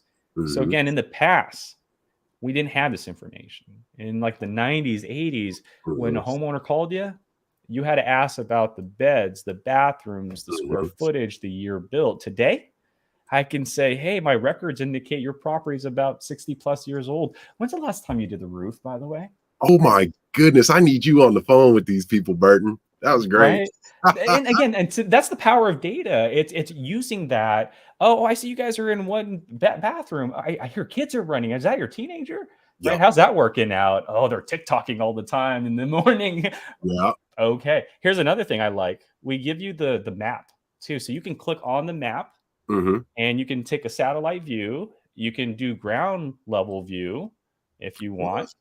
right? So you can do ground level, take a look at the property front and back. But Awesome. here's why I like it Uh-huh. is because you can potentially use this to build relationships. You might see a muscle car in the garage. Hey, Mhm. is that your muscle car? What year is that? That's Right. the relationship building that no one else did because they're too busy. Oh, hey, I want to make an offer on your property, right? You Right. can talk about the car. You can talk about that neighbor with the pink house. You can talk Mhm. about the school right around the corner if their kids went to that school. To Yes. me, again, data allows you to ask like important questions that Mhm. will separate you from everybody else. Again, that's just my opinion there. Yeah. Well, I talk to people all the time that, want to become members of the Go Getter family or want, mentorship, coaching, and they're trying this. They're trying wholesaling. And I know how the conversation goes because I'll ask them, well, hey, are you just getting on Zillow, dialing numbers? And well, they're like, yeah. all right, now I know that conversation goes like this. Hi, yeah, my name's Gene Boykin. So are you still interested in selling your home? And then it gets awkward, right? Well, guys, this is the way that you can set yourself apart. And I swear, man, yeah, me and Burton think just alike, because you're looking at these little nuances, these subtleties. Like he said, there's a muscle car in the driveway. You hit on that, right? And it's just, and then having this information and this data, it makes it seem like you can take that fear away from doing this. So when I talk to my students all the time, and I say, when you talk to these people, say, hey, I'm an investor. I work with a group of investors that are, thinking about investing in this market. Right. You don't just call it, well, yeah, I'm a wholesaler that, and this is what is going to allow you to talk to these people and not only be confident, but not blindly confident, right? Not egotistically confident, but actually confident, because when you're talking to them, things that kind of, will blow their mind or make them think that you are actually someone that can help them, that has the means to help Absolutely. them. Now, here's one I think is very important, because I hear this all the time, and I don't mean to laugh, but it could have been solved, right? This Okay. right here is very important. What I'm highlighting right here. Okay, so Mhm. there are two owners. Now, granted, this is a deceased list. Okay, so let's say we used a different list. Let's say it wasn't pre-probate, but perhaps a property that has a lien. Okay. And so we pull a property with a lien. Let me do this really quick. Let me pull up a property with a lien. I don't Mhm. want to use the pre-probate. Personally, guys, this is just a me thing. When I do demonstrations, I try not to use pre-probate. I don't like talking about situations like Yeah, that. I hear that. So that's just me. So I I know hear. some of you guys are like, no, no, no, do the pre-probate. I just don't feel easy talking about that stuff. So anyhow, let's use this as an example. Okay, so here's an important thing that a lot of people don't realize. To be able to know that there's two owners on the property right then and there, because you don't Yes. know if Ian over here is going rogue without Amanda's consent. Boom. I see this all the time where Mhm. we're talking to one of the homeowners, right? And we're having a great conversation with this homeowner. As a matter of fact, you probably make an offer and they say, "Yep, I'm going to take it," right? And then what happens? The next morning, Ian says, "Hey, I spoke to my wife," and you're like, "Wife? You never told me there was someone else on, another decision maker." Right? This is why one of the most important questions that I hear wholesalers ask, or anybody that's prospecting, is there anybody else that's a decision maker to this property? Yep. Where now I know when I'm talking to Ian, like, hey, Ian, before I make my offer, is Amanda around? Oh, well, she's at work right now. Well, Ian, before I mention anything, I'd like to know when I can have you and Amanda on the line, Uh-huh. because I want to make sure that she hears my offer, and we can come up with something that everybody's happy with, Oh, right? goodness. So I knowing right away that there's two title owner or two people on the title, to Mhm. me, is very, very important, because I've You seen people get happy. Hey, I got a contract signed. And then the Mhm. next week they're quiet because it didn't go through. Right, yep, you multiple owners. Man, Burton, man, I'm gonna make you an offer, man. I need you on the acquisitions team here. But guys, again, the importance of analyzing a property, and I just want to reiterate, when a homeowner calls you, right? Mhm. It's not a 15-second conversation. It's not like, oh, hey, yeah, quarter million. Do you want that? No, it's, hey, Ian, hey, Amanda. So yeah, I'm interested in your property. I see that it's nearly 50 years old. When's the last time you did the roof? Okay, Mhm. let me write that down. Right. Oh, I see you guys own the property for more than 4 years. How's the community treating you? Mhm. Right. Mhm. Oh, do your kids go to the school district that I see here, Altica Community Schools? How's the school district there? Right. Again, using the data to build that relationship, but also we give you what we call situational data, right? So we know that there's a lien. So, Mhm. hey, I see you guys have a lien here. What's going on? Have you guys, closed that deal off, or have you guys paid the liens? Have you guys started payments? Like, where are we at with that? What's the final balance right now? I need to know that, right? Yeah, Details. Hey, I see that you guys tried to sell and it was pulled off market. What happened? bringing Right? pain to Was the it surface. exactly Mhm. comparables?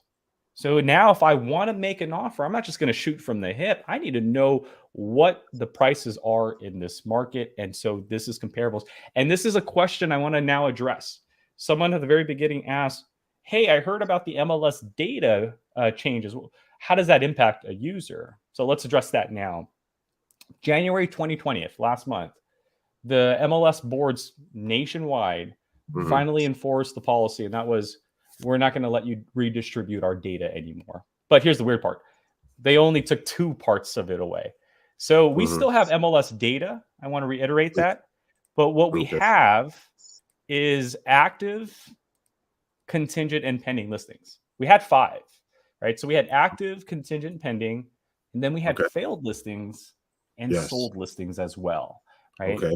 That was removed. So failed listings, what that means is that an agent tried to sell a property and they could not. So they had to pull that listing off the market. Mhm. And if you were to ask me why they removed it, I think that's why. Nobody wants to know that they didn't sell anything, right? Boom. And let's face the reality here. What was happening? An agent would have a failed listing. We would display that information. And you Mhm. guys are so good at your jobs. You guys Mhm. were closing their deals they couldn't close. I Right. think they finally realized maybe we don't want to give. Again, I'm speculating here, but Yeah. that would probably make the most sense of Not anything. hard to assume that. Yeah, exactly. And then let's talk about the sold listing. So the sold listing, it Mhm. was pretty big one compared to failed listings. And I say that because there are 12 states Mhm. that are what we call non-disclosure states. And Mhm. I honestly recommend everybody, whether you live in these states or not, Mhm. to know what these states are. Okay. Right. Now, what does non disclosure state mean? Here, let me easily explain what that means. Break it A down. non disclosure state means that when a property sells, that state will not display the price at all. Right. Now, Nice. Michigan here, this is a disclosure state. It's not in any of the 12 listed here. So when I go to Michigan Mhm. and I look at a cash transaction here, guess what? I get to see the cash transaction amount, right? So I get to see Mhm. that on the 2017 they paid 142. Mhm. 2012 they paid 56.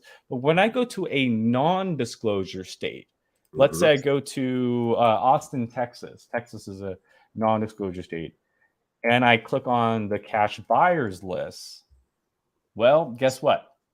A law says you cannot see the sell prices. So it's always been a law. We've never been able to show you the sell prices when it Mhm. comes to the county records, right? Okay. This is why the MLS sold pricing was powerful when we Okay. brought it in 2016, is because for the first time ever, someone in Texas can now see the sold pricing Mhm. without being a realtor, because PropStream has that data. But guess what? That was short lived. This year, Yeah. January, they took that sold data from us, and so Uh-huh. now it is a little bit more difficult for someone in Austin, Texas, or Uh-huh. any of these 12 states to run a comp. And here's what I mean by a little bit more difficult. See, Okay. when you go into a property in Texas or any of these non-disclosure states, you Mhm. still have the same data, right? You get to see the property details, the MLS details, the Mhm. mortgage, the cash transaction, just can't see the amount, right? So Mhm. when it comes to running comps, this is where it gets complicated a little bit. Mhm. The prices that you see here are all estimated values. Now, if you're Uh-huh. wondering, hey, how are you guys getting the estimated values? Let me explain. Again, I want to explain how we get these Please values. do. Mhm. Yeah, we don't know what the price is, but Mhm. we have mortgage data and we can do some reverse calculation. So this property Love it. that sold for 435, Mhm. I'm pulling it up right now.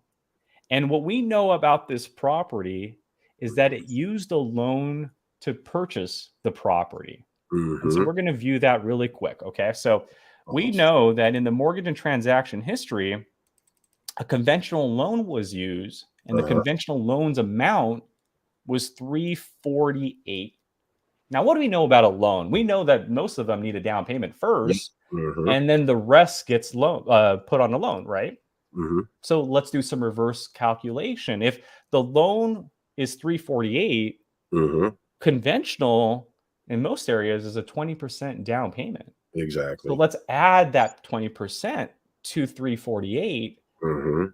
and look at what we come up with. Love Right. it. So we don't know what the exact sell price is, but enough logic and we Mm-hmm. can give you an idea of where the rough estimate is. But again, we know it's not smart to say sell prices, so that's why we want to let you know that Yes. it's an estimate. Right. Now, I could Mm-hmm. still use PropStream, even though these are not sell prices, the right ones. I could Mm-hmm. still use PropStream in a sense by saying, okay, PropStream, if you don't have the sell prices, that's fine. I'll go get it from a realtor. But Mm-hmm. before I talk to a realtor, let me look for all the 3 bedrooms and 2 bathroom properties that sold. And once I have those 3 bedrooms and 2 bathroom properties that sold, let me now check off the ones I'm going to ask the realtor for pricing on.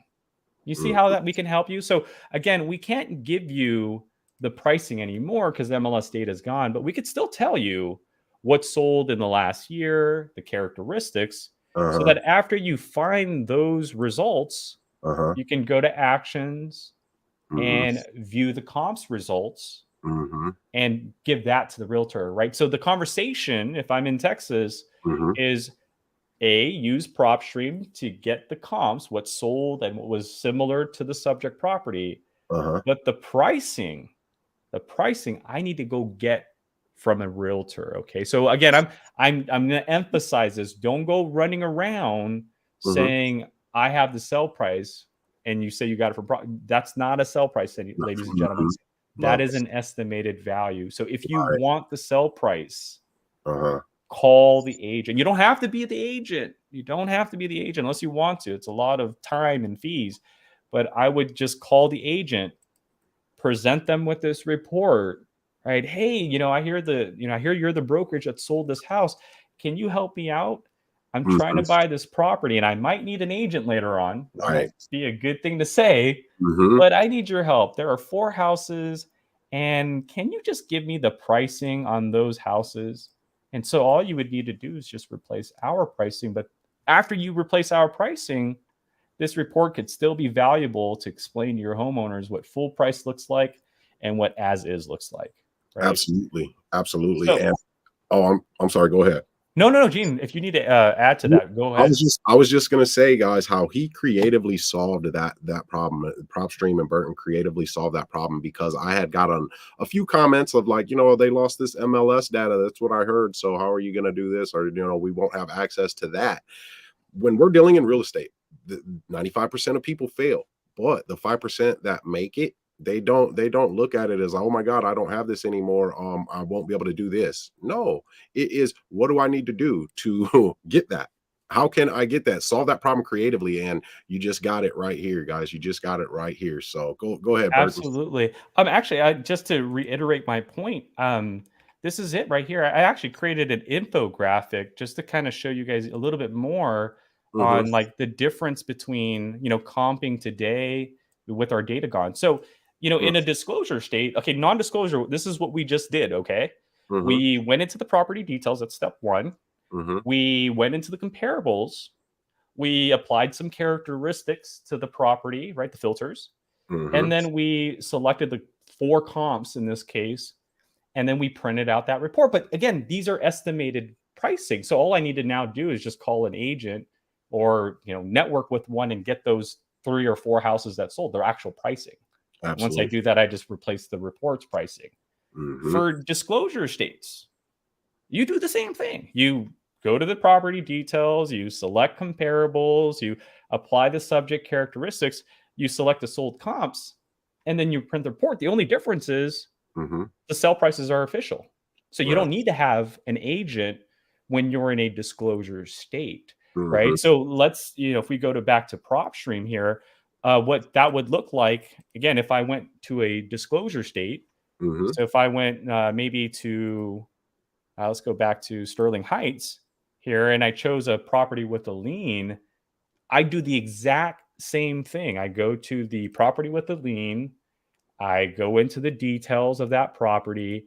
I'm talking to the homeowner, using the data, building that confidence. And then when they're ready for an offer, then I go into the comparables and I do the exact same thing. I apply my filters, right? I select the ones that I think are the most suitable comps, Hmm. and then I go to actions and I print my report. The only difference again now is that I don't need to call an agent because this is a disclosure state. These Right. are actual values. These are not estimated values, Yes. right? That's awesome. That's the difference between, again, the disclosure, non-disclosure, essentially what has happened. For some reason, there was a lot of confusion.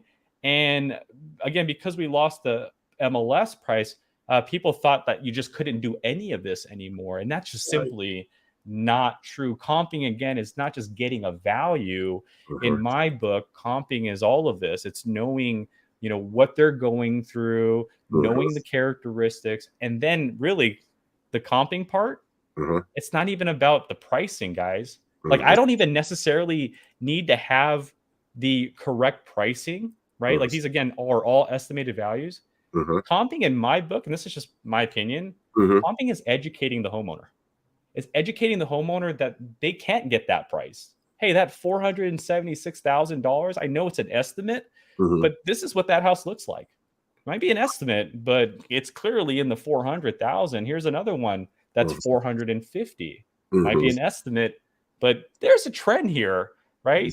Right. 400,000s, they're all estimates, but all of them seem to be fully renovated. And Right. that to me is always been comping is how can I educate this homeowner and Mhm. explain to them that these full price houses are over here and Mhm. your house is over here on the spectrum, and that's Right. why my offer is what it is today, right? Yeah. And if you take that stance rather than arguing on pricing, I think Mhm. you're going to be closing a lot more deals, and that's just Yes. my opinion. Absolutely. Or I mean, you take it like this. Oh, well, you show them those houses and yeah, you can absolutely get retail market value, especially after you do those repairs. I know a few realtors I can refer you to because I won't be able to make an offer that high with those repairs being needed. So I'd be happy to refer you. Guys, that is a that gets them more magnetized to you when you push them away like that. I That love is it. genius, and I do think that's true. I mean, maybe even handing them this report, the homeowner, because once they Mhm. stare at the pictures like all day and all night, they're going to realize that is not going to be cheap, and they're Right. already in a financial situation. Hmm. So maybe your offer is the next best bet. So I love that Yes. you tapped into that. But Hmm. ladies and gentlemen, that's pretty much what we do here at PropStream. Just to recap, what we went through today, again, are two main fundamentals. The lead Hmm. generation part, which I emphasize more of part one today. But again, we do have skip tracing if you need phone numbers and emails, and we do have marketing if you need a website or send postcards or emails. But Hmm. the other part is what happens when they call you back. And that's where we can cover you as well. You just search an address. Once you're in the property's details, this is the area in which you use to talk with confidence. And Right. as you talk with confidence and establish that credibility and build that rapport, then Hmm. you can head over to our comparables and make the right offer, not too high, not too low. Print out that report, hand it to the homeowner, let that reality set in, and then good luck. Hopefully, it all goes in your favor at that point. Absolutely. So real quick though, somebody had a question about exporting lists. How do you export a list? Oh, great question. So, Mhm. after you build a list, all your saved properties, whether it's an individual property or a marketing list that you saved, is going Mhm. to go into your My Properties area. So searching is just to build a list or search an address. Mhm. My Properties is where we actually store anything you save. So here in My Properties, specific properties we call favorites. They'll be right here at the top in your My Properties folder. Okay. Marketing lists, like that high interest adjustable rate mortgage list we built earlier, will Mhm. be in the marketing list area. And once you have it here, Mhm. all you would need to do is check off the addresses you'd like to export, or all of them for that matter, Mhm. and then hit this beautiful blue button that says export. And just like that, we will put it on an Excel sheet for you. Oh my god. And then you can take this anywhere. Now, again, this is just part one. If I wanted to, I can skip trace this list, Mhm. and I can also run a campaign if I needed to. Right. Right. All in one there, man. Hey, that was fire. Jeez, I love it. Hey, Um. thanks for having me. And I appreciate everybody for joining me today and just giving me your time. I mean, no one needed to invest this much time into Burton today, but I can't thank you guys enough. Again, you guys were the first to be blessed with the new features, the new mortgage. And I see some of you guys are sub two folks. So I hope Yes. that helps you guys find some great leads for the creative financing part. For sure, for sure. It was definitely fun. So you guys, if you guys have any questions, put them in there now. Me and Burton was going in here, man, and I'm a data nerd myself, so I'm just a nerd generally. So so I was loving this. If you guys have questions, put them in the comment box, and I will be picking 2 winners for a 1-year subscription of PropStream for free, giving you this $1 million knowledge. I mean, literally, guys, off of PropStream, I got my net worth, with using my strategies and then PropStream's data to $780,000 in 6 months, and it was negative prior to that. So it feels pretty good. Um, so we're gonna be picking 2 winners, and then also picking a winner, sorry, for the 1-hour deep dive with me going over those the 7 steps to becoming the bank. So I'm looking at some of these questions here. Got a lot of thank yous, man. They're loving you, Burton. Love it. Oh, you guys are very welcome. Again, thank you for joining. Make sure you guys get a copy of this recording. I believe it'll be very useful to refer back to and maybe follow along in your market. I know we did St. Mhm, Louis and Sterling, Michigan, and a little bit of Austin, but you can mhm. just do that in your market, right? What I did, just put in your city and practice in your market, and practice makes perfect. So keep Yes, at it. Don't give up. Remember, be patient and consistent at the same time. for sure, man, for sure. But yeah, you're pretty good at this, Burton. You definitely are. So I think you should get into real estate, man. Maybe on the side. Well, if So I did, I wouldn't be here, right? I mean, hey, you know what the saying is today, right? Multiple streams of income, man. Oh, Multiple. hey, amen to that, brother. That's Yeah, we cannot just have one stream of income anymore. So if you want to join the Go Getter family, man, hey, I'll show you how to do it part time, and never know what it'll turn into. oh my So goodness. I am honored for that invitation. I might just take your offer on that one of these days. hey, But you seem again, like Gene, a Go man, Getter.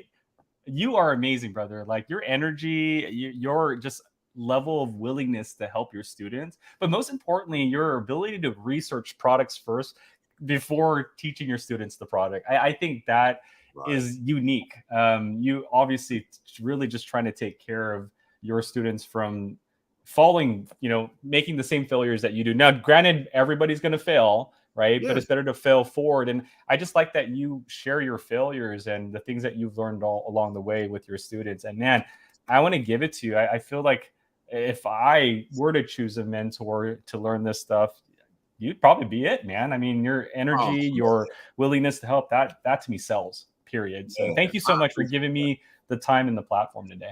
I appreciate it, man. I really do. That means a lot to me, man. It does. I appreciate that because I feel like it is very humbling and an honor to teach people to get financial freedom, and I'm the type of person where if you do become part of the a member of the Go Getter family, I don't want you running around saying, "Yeah, I know Gene Boykin, I'm in the Go Getter family." No, I'm your flag carrier now. I am responsible for your success, Wow.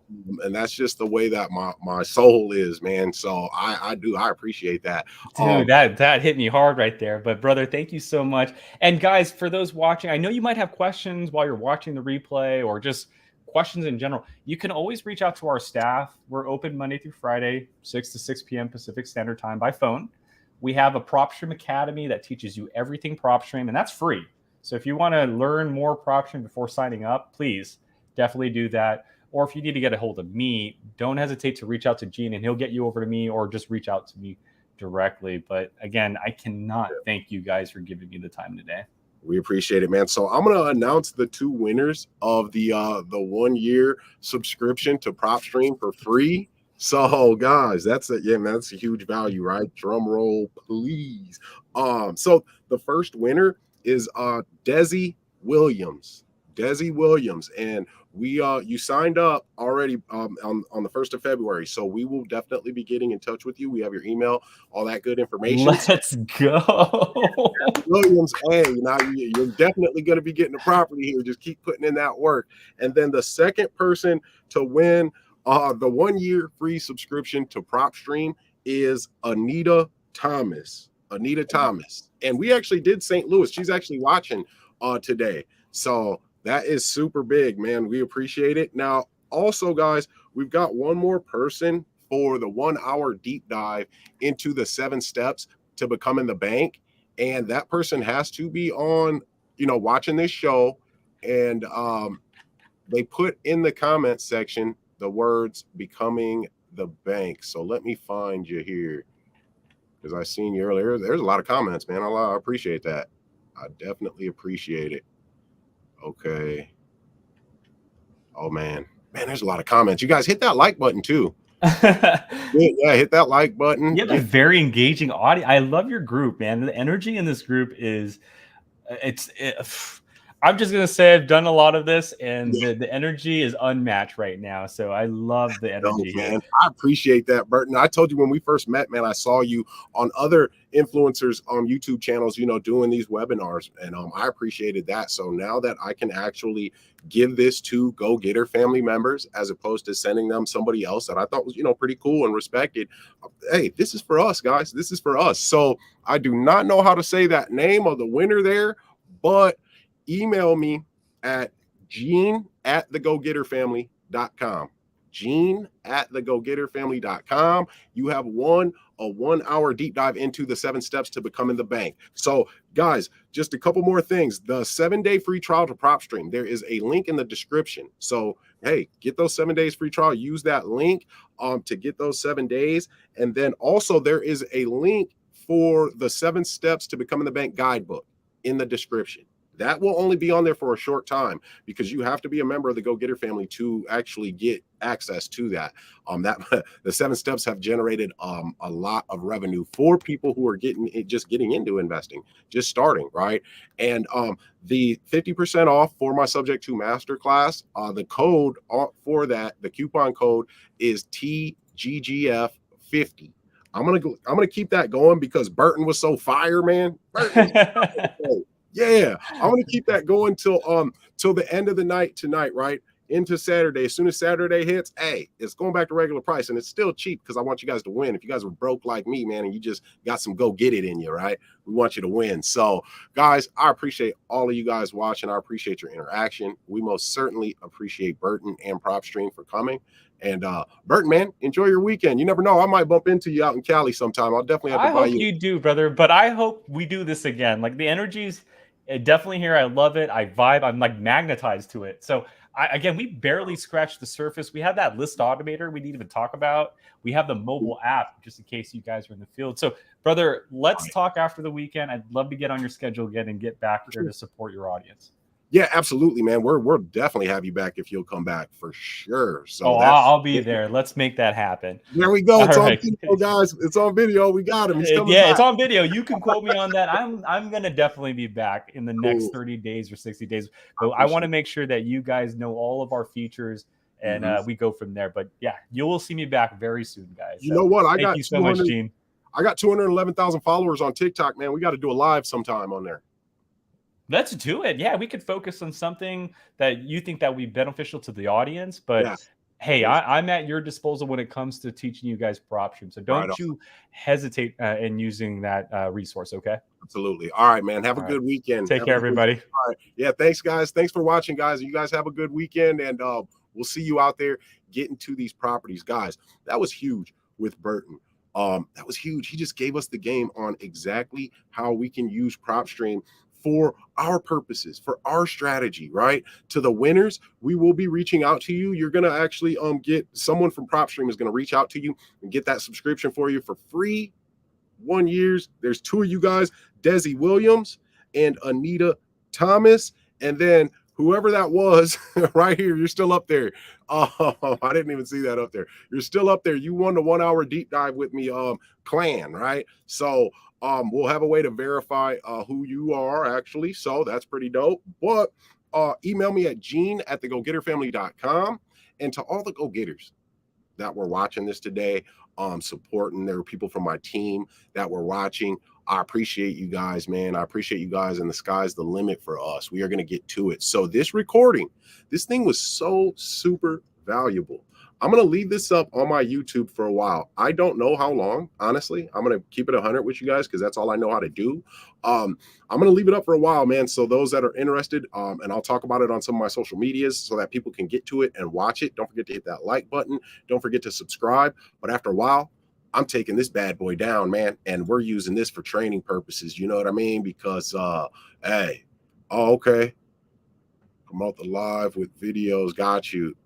Yeah, this is going to be used for training purposes. This is dope. Tracy, we got you. Colton, man, you should try to link up with Tracy for me. Colton's on my team, man. Colton's dope. Link up with Tracy for me so we can get her that 1 hour, that 1 hour deep dive. So guys, I'm going to be getting on here a little bit more often too, doing some lives for you so that we can do some Q&A sessions, and I can talk about some of our experiences, some of my students' experiences, and then some of the people that have bought the Subject to Masterclass and have actually gotten properties under contract by taking over the existing debt, no credit checks, and not need a lump sum of money out of their own pockets, guys. So, man, this was a hell of a day, man. I loved this. I did, man. So, guys, I'm out of here. Till next time, let's get to it, y'all.